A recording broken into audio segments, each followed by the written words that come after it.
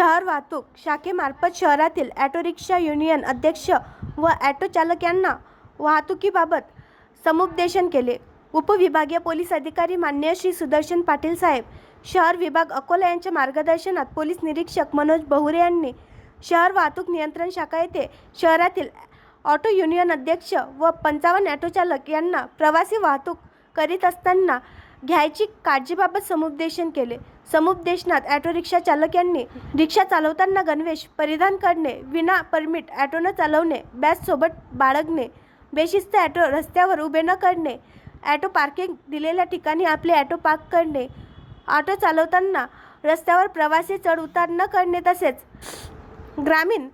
परमिटधारक auto शहरात प्रवेश न करणे याबाबत सूचना दिल्या. तसेच मूळ ऑटो मालक यांनी आपले ऑटो भाड्याने चालवण्याकरिता देताना